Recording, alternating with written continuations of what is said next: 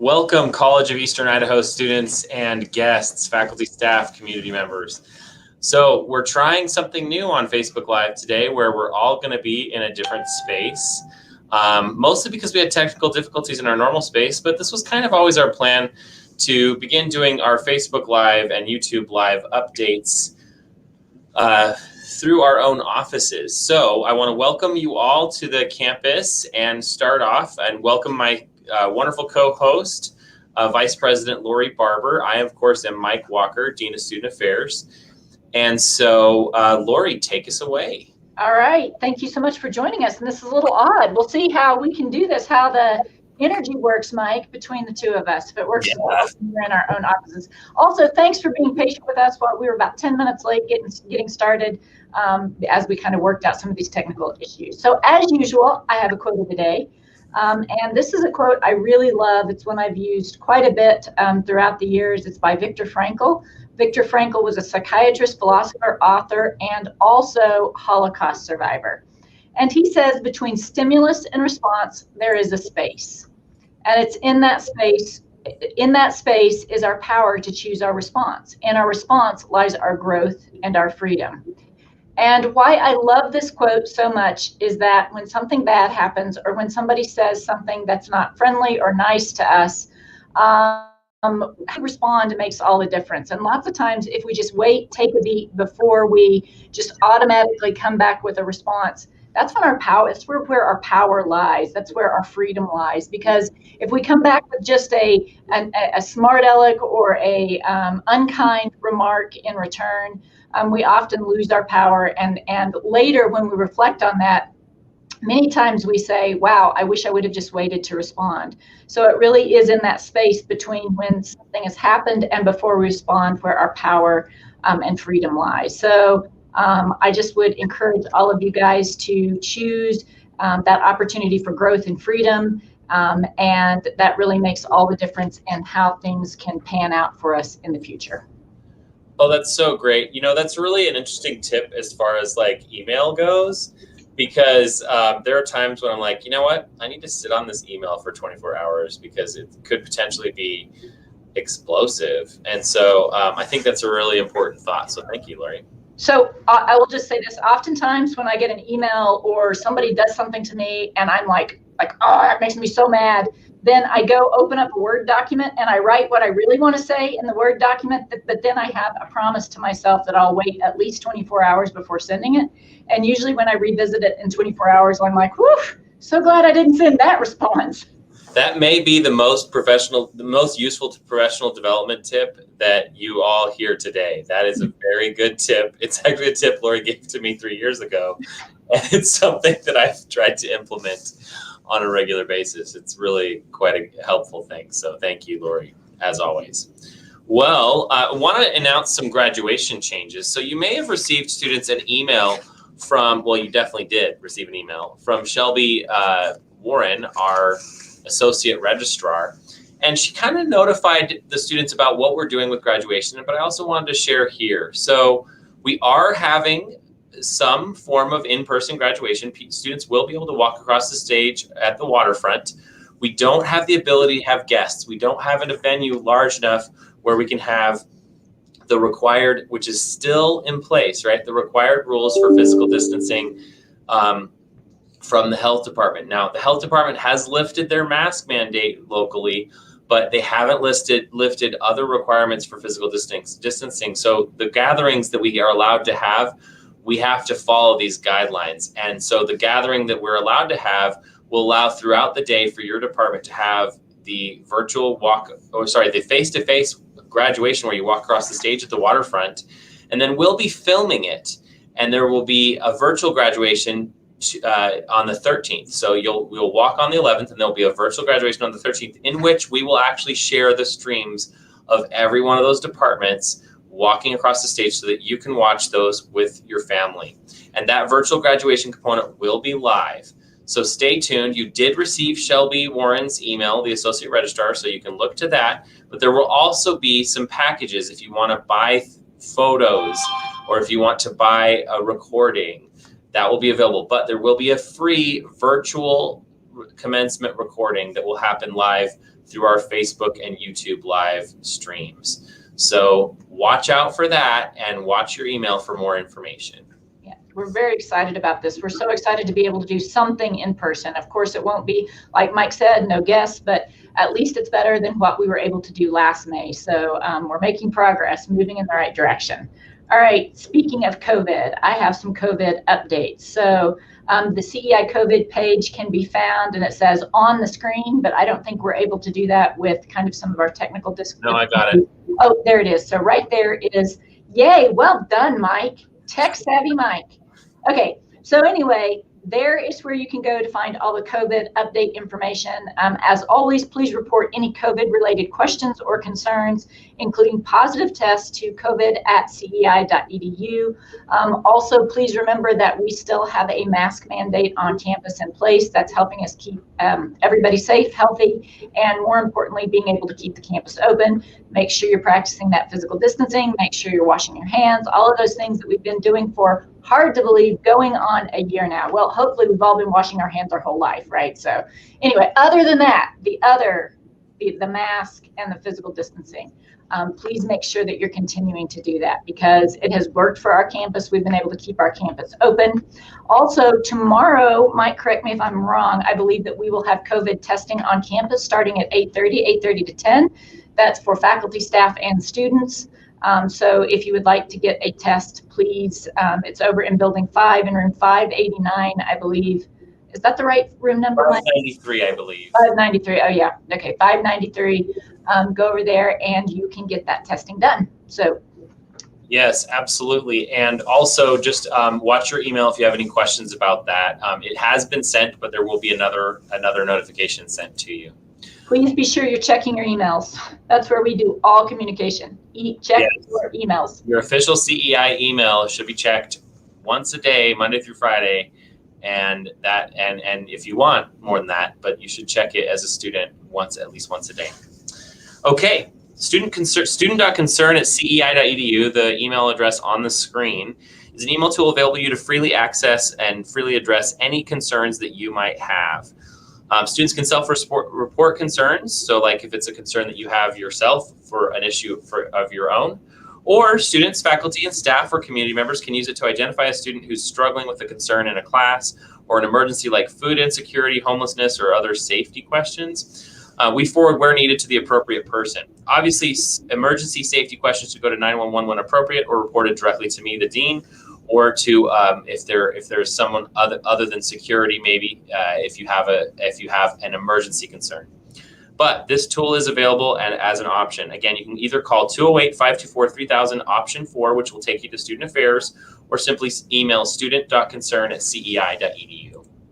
And Mike, I would say that that those emails are confidential. I mean, unless it's harm to solve for others, but as long as doesn't fall in that realm, those emails are very confidential and super helpful to be able to get people the aid they need. Absolutely.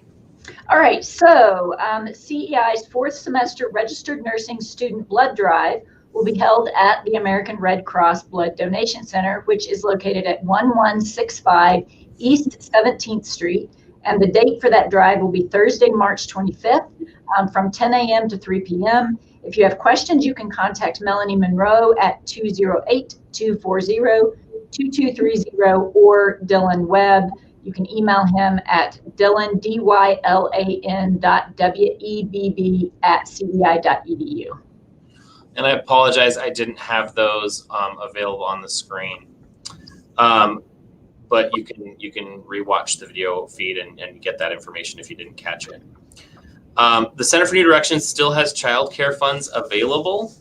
If you're paying for childcare in order to attend school, please call their office at 208-535-5363. If you don't normally pay for childcare during the school year but anticipate paying for childcare during the summer months, you may also qualify. You can start the application process for summer now as well. And again, those are from a federal grant, so we need to spend those dollars, so get to it.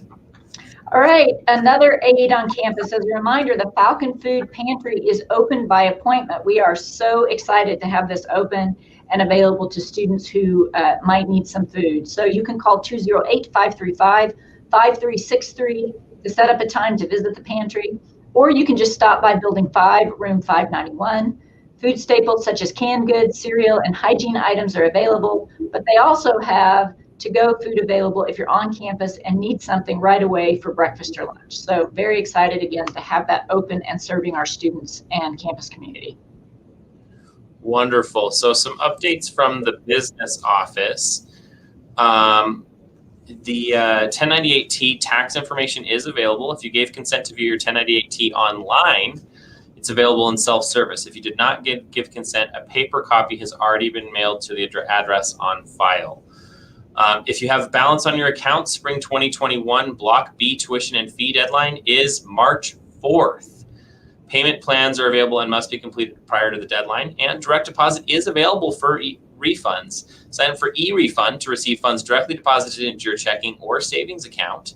And then you can also contact the cashier with any questions. Let's see if I have that banner up. I don't. So that's 208-524-3000, option 3, if you have any questions about 1098Ts, payment plans, or e-refunds. All right, so I have some financial aid updates, part 1. I think Mike is going to have part 2. So it's a sequel show with the financial aid updates. All right, so spring late 8-week classes, fees are due by March 4th. Be sure you're getting that payment in by March 4th for those late 8 spring classes. The last day to add or drop late 8-week classes is March 12th, so make sure you're getting these dates down on your calendar. It's not too late to complete the FAFSA for the late 8-week classes for spring or summer 2021. Please use your 2018 income to complete that form. FAFSA fall 2021 and spring 2022 is now open. You can complete it now, so you'll be ready for the fall 2021 semester. The next check release for refunds will be mailed after February 23rd, 2021. Students attending only one term spring in the academic year will have their accepted student loans split into 2 equal disbursements. The second disbursement for spring is after March 4th.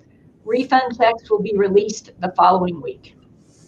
Stay tuned for the exciting sequel to Financial Aid Updates Part 2. Okay, it looks like we're having some technical difficulties. So I do apologize to anybody if that's been happening. I don't know how to fix them right now, but we'll just kind of try to make it through for anybody who's having one. So please forgive me. So here's the sequel to our financial aid updates. Withdrawing from a class or a few classes can affect your satisfactory academic progress. Be sure to check with financial aid before you drop classes to see how you'll be affected. Withdrawing from all classes will cause a payback for your financial aid. Please call financial aid to discuss your options and potential payback. The last day to withdraw from full 16-week classes is March 29th. And the last day to withdraw from late 8-week classes is April 16th. Work study positions are still available and open. Positions start at $10.50 an hour, and hours range from 10 to 19 hours per week and are flexible with class schedules. Please contact financial aid to apply for or call 208-535-5447. You can also visit the number that's on the screen, push option 7. Scholarship information is available by calling 208-535-5616. I think I have that one. I don't, but I just said it, so there you go. Or you can go to the financial aid office or the foundation office. Either one is acceptable. So there it is. Well, I guess those are all of our updates, and we still have, we're back on track and on time. So we can invite our special guest, Josh Peterson. Just a tip, if you're having any technical difficulties and you're on the Facebook feed, it sounds like the YouTube feed is working a little bit better. So thank you, John, for that tip. Yes. So head over to YouTube if you're having trouble on the Facebook feed. So thanks, John. All right, so we're going to add Josh Peterson to our stream. We'll probably try to do, let's see if we can have, we'll remove me from here. There, oh no, it's done it to me again. I guess we don't want to do that. Well, maybe I will just remove me when I'm not talking. Now we can't. I don't know if Mike, you can hear us, but now we can. Work. Yeah. Okay. I might just need to leave it as is, Mike. Well, yeah, we might have to leave it as is. I would rather have you be on the large screen, but it looks like it's not going to allow me to do that. So maybe there's another feed. Let's see. Does this layout work for that? There we go. That looks really great. That is great. Perfect. Okay. So, well, and actually, what if we did this? Just a second. I have a crazy idea. There we are. That way we have the two co-hosts, and then the center of attention could be right in the center there. On Josh. So Josh is, I'll introduce Josh really briefly. I've known Josh for nearly 3 years. Josh has been at College of Eastern Idaho for the last 3 years. People are excited, Josh. Jody Woodhouse says, yay. Oh, boy. Hey, Jody. So, Josh has done wonderful things here at College of Eastern Idaho as an academic admissions counselor and advisor, and has done a variety of different projects and worked on a variety of different student affairs related initiatives and special projects over the last 3 years. Josh was recently promoted to senior coordinator for virtual campus and academic advising. And Josh has also been an adjunct faculty member here in student success. So we're very excited to have Josh as our guest. Josh has been on the show once before, but not in his new role. So I think it's a really neat opportunity for us to focus on academic advising and our new virtual campus student services that Josh is leading.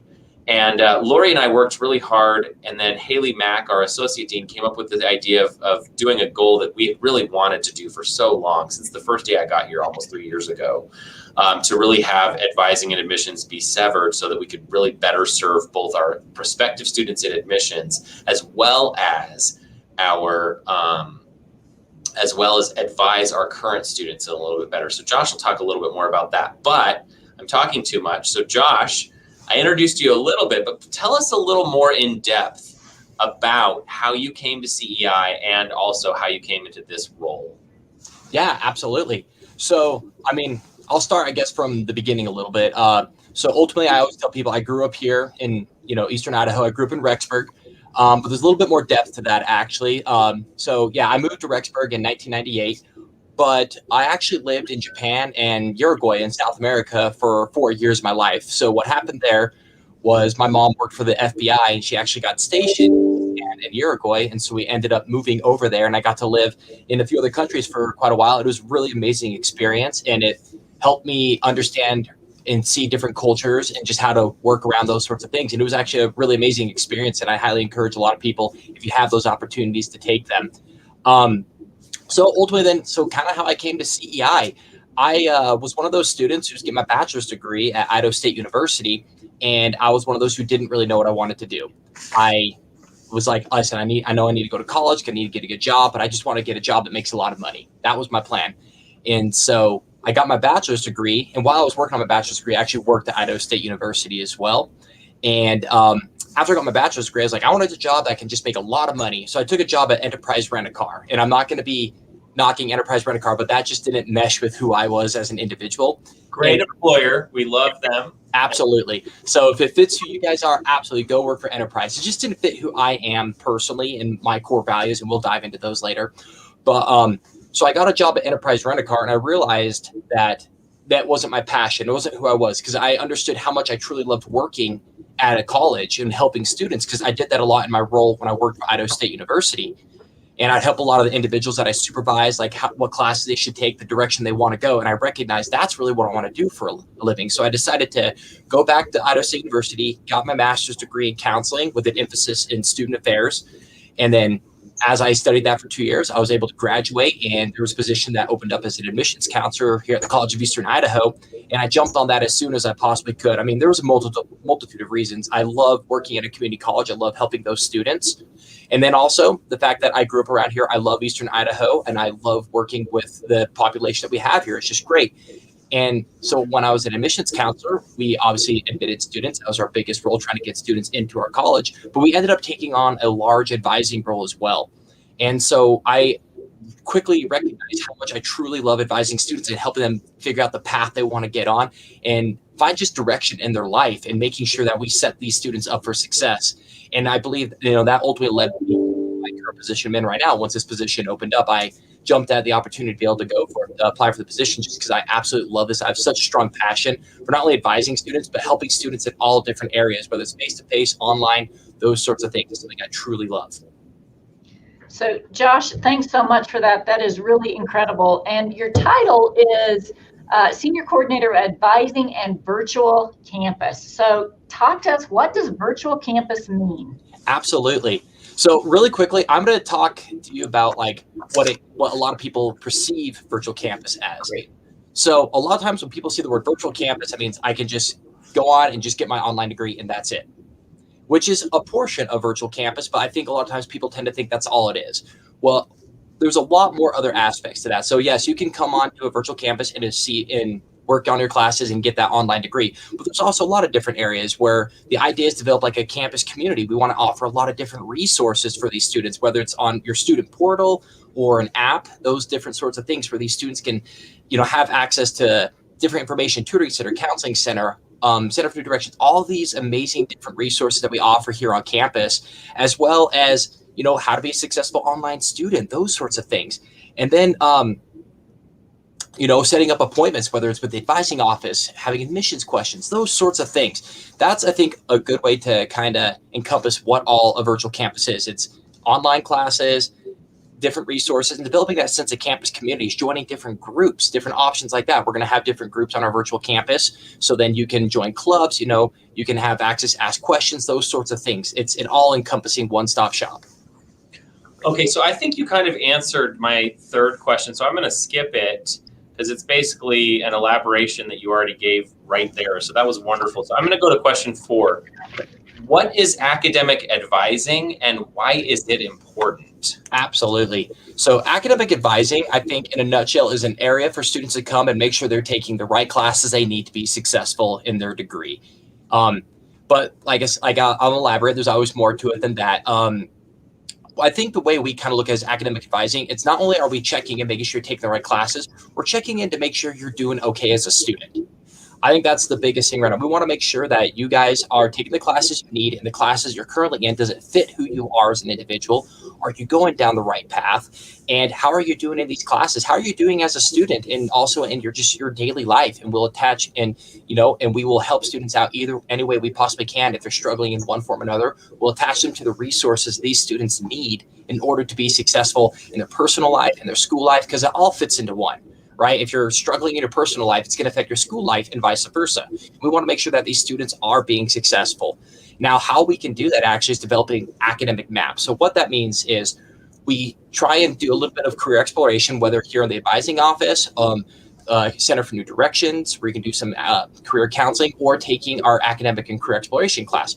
We're going to try and figure out the direction students want to go. And when students kind of know what they would like to do for a major or a career, we set them up with an academic map on the classes they need so they can obtain their specific goal.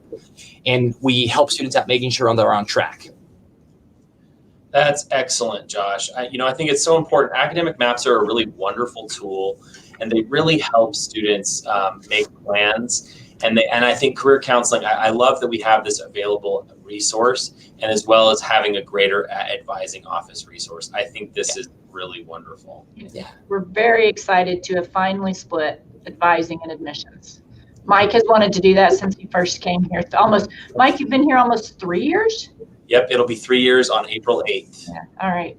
Okay, so Josh, I have the next question for you. So why in the world would somebody want to pair academic advising with virtual campus? Why does that make sense, and what are your thoughts on that? I think academic advising and virtual campus go hand in hand, right? It's a resource that we do currently offer here on campus, academic advising, and that falls right underneath the virtual campus. And then I think the way to look at this for academic advising and virtual campus is student success.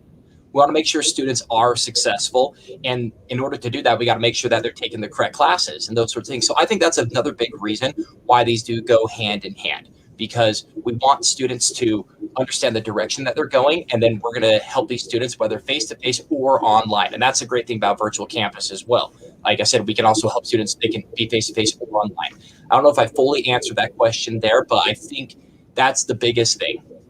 No, you really did. And do you have any comments? Do you think COVID kind of helped mesh those more to get together even more closely? Do you think how do you think COVID played a role? Or do we not even want to talk about COVID? Are we sick of COVID? I mean, I believe we're all sick of COVID, but it's here and it's going to be with us forever. So I think it's an important thing to talk about, right? Hope not forever. Yeah. Not forever, Josh. Take that back. Okay, well, maybe the way we're living right now, but COVID, I think, will be with us forever. I think that's a good point. Yeah, that's what I mean. COVID, the virus will be with us forever. But we're very adaptable. That's why we're the way even to the way we are. But I won't go there. But no, I think COVID played a very large part, right? Because what we've noticed is actually almost half of our student population are taking classes online. And due to COVID, more and more students are going to want to take classes online, whether, space availability or students or maybe who aren't really ready to come on campus because of COVID. So we want to make sure we're helping these sorts of students. And so this is just a way for us to be able to reach out to these students like, hey, we understand looks like you're taking a lot more class online, or you want to be a fully online student. So here is another option for you to be more successful. And during that time when you're looking at that option, which is our virtual campus, you can always be in contact with your academic advisor, both virtually as well. And that's another thing that we have set up for the students who are watching this. We also offer academic advising on a virtual level being through Zoom, Microsoft Teams, those sorts of things. So we're going to try and help you those sorts of ways. And really quickly, Lori, also, I just want to let students know where the advising office is located if you are on campus. So we are in room 351. So if you guys know where the financial aid office is here in building number 3, we are literally right across the hall from the financial aid office. So we're no longer in student affairs. You have to go a little bit further, but just come see us by the financial aid office. You'll be able to find us. What room is that again, Josh? 351. And what is your phone number?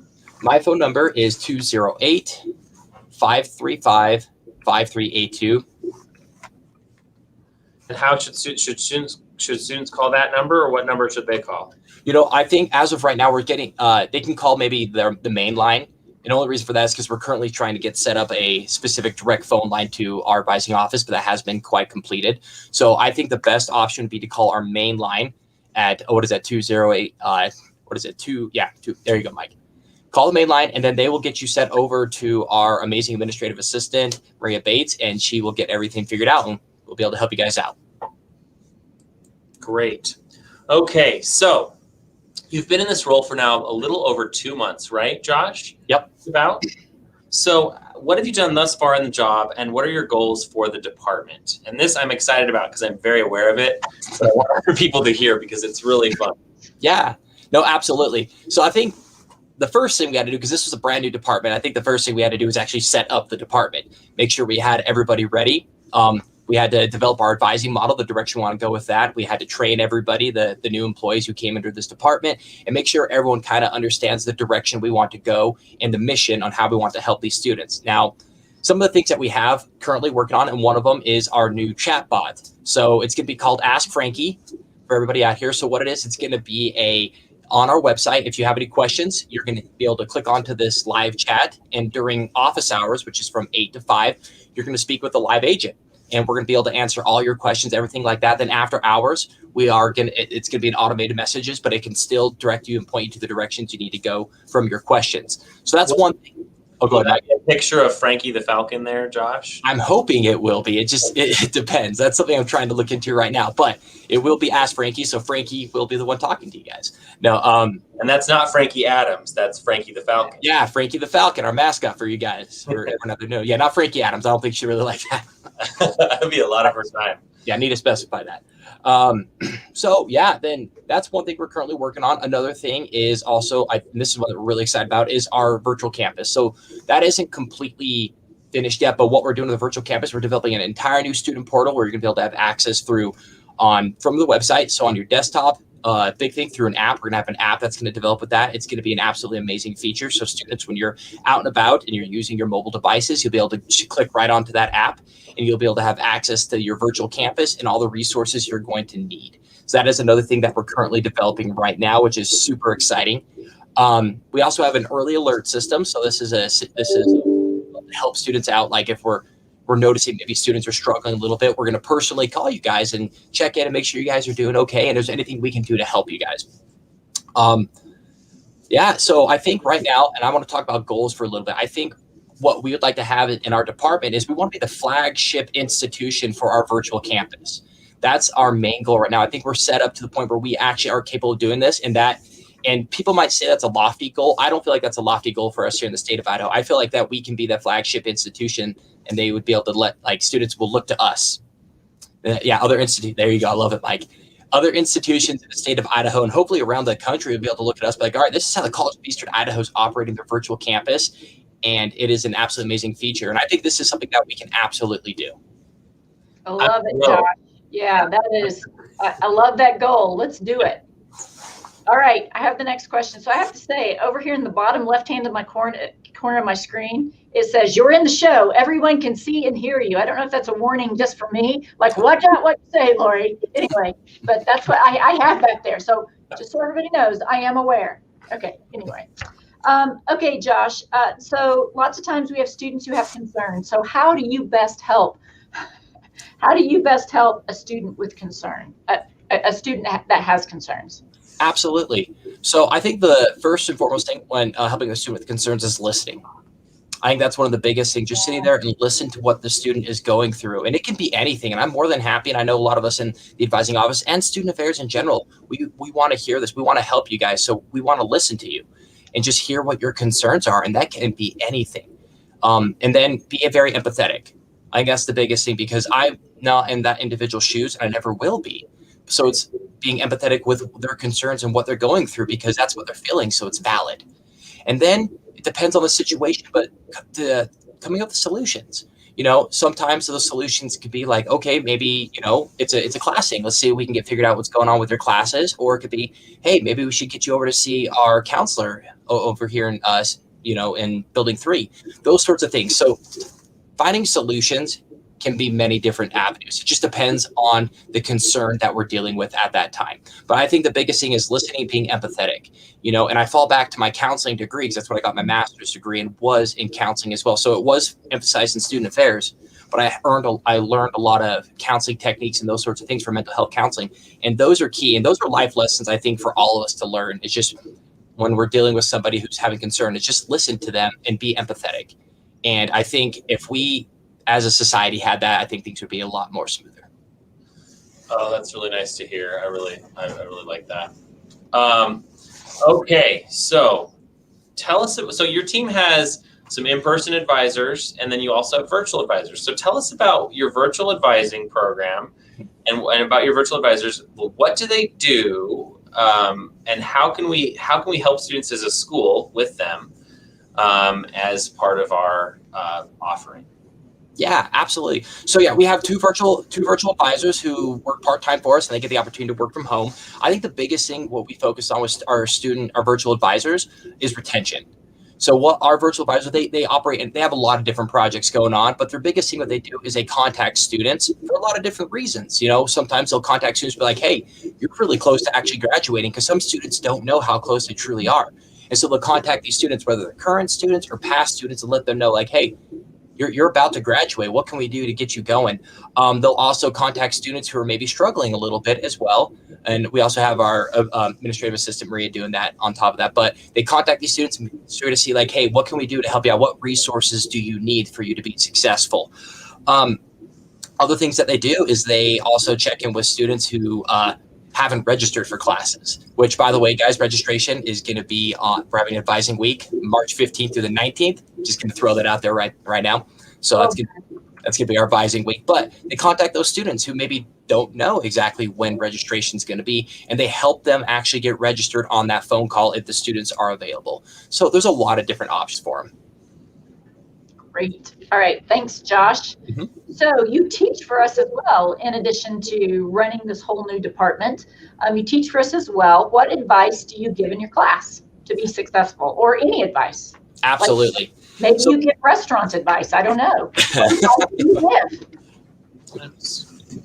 No, I think the biggest thing, and this is the first thing I actually have the students do, because our class is fully online, and it's my class, but it's also Danielle Stimson. We both teach that. So I want to give a shout out to Danielle as well, because she also helped me create this class. But it's our academic and career exploration class. It's something I taught at Idaho State University for 2 years.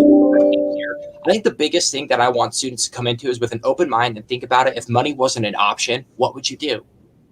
And I look back from my personal experience. I know we all have to have money to live, but I jumped into a job at Enterprise that didn't necessarily fit who I am as an individual. I made a lot of money, but I wasn't happy, and so that's why I say, students, if money wasn't an option, what would you like to do? And then if they're like, okay, I love art. Okay, well, there's many different opportunities in the job market where you can utilize art and still make a living. So you're actually still fulfilling a big need of yours while you're actually able to live. So I think that's the biggest thing. Don't necessarily look at jobs as a dollar amount, because if you do that, you can maybe be working a job that you're miserable at. You spend half of your waking day at work. You should at least be happy and enjoy yourself. Thus is why I made this transition from Enterprise to working back at a college, because that fits who I am. But I think that's the biggest advice I do give students. And then we go through an entire, I call it the soul searching process, figure out who they are, what their core values, those different things like that. And then we identify different majors and careers, and we go from there. Josh, that's a really interesting point that you make, because I remember growing up, my whole family was lawyers, and everyone was like, Mike, you should go to law school. Mike, you should go to law school. And maybe I should have, but I'm really glad that I didn't, because I found a career path that I love, that meets at the intersection of all things. The Japanese call it ikigai, which means the intersection of where you can make money, where you're happy, where it's needed, and where you feel fulfilled. And I feel very strongly, for me, that that's where I'm at. It sounds like that's kind of where you're at as well in terms of in this industry. Now, that leads me to my next question. You alluded this a little bit, but I would imagine you have a few more thoughts. What advice do you have for students with career preparation? Absolutely.